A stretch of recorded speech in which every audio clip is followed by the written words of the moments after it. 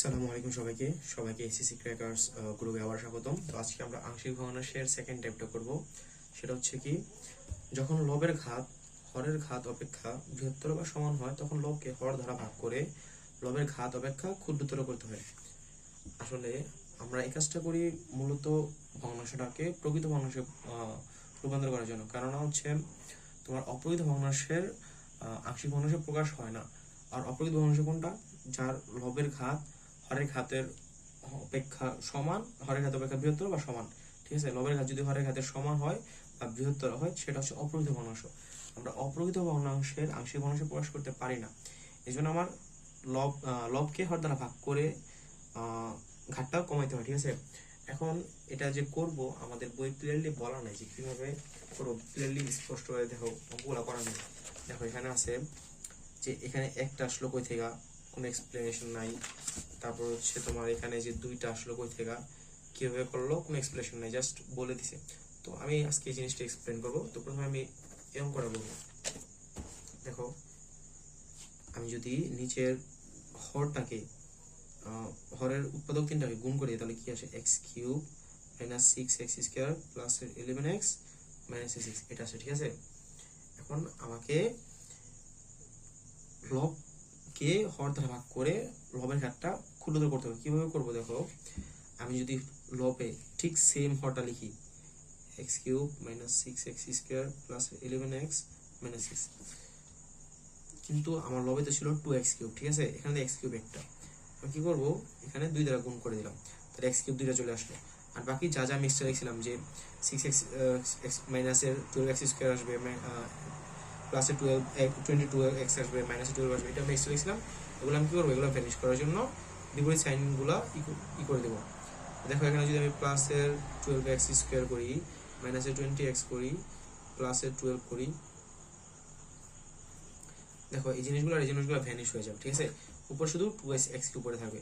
এখন আমি যদি এই হর দ্বারা লবটাকে ভাগ করি কি হয়, এখানে পরে থাকবে 2 পরে plus 12x square minus 22x plus 12x cube minus 6x square plus 11x minus 6। ঠিক আছে, এখন দেখো এখন লবের ঘাত হচ্ছে তোমার 2 আর হরের ঘাত হচ্ছে 3।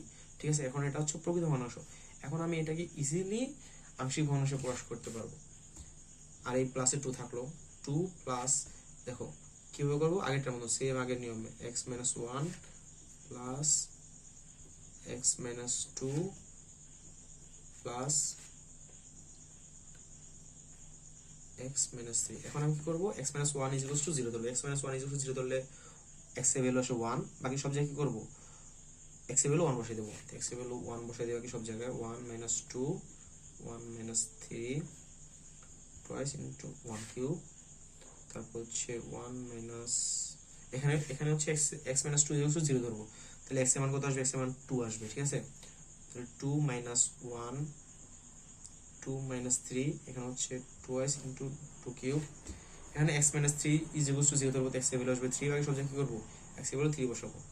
3 minus 1 3 minus 2 twice into 3 cube. ঠিক আছে, তখন কি আসে দেখো 2 প্লাস, এখানে হচ্ছে এটা তো 2ই থাকবে তাই না, 2x মাইনাস 1, এখানে হচ্ছে কি মাইনাসের 1 আসবে আর মাইনাসের 2 আসবে।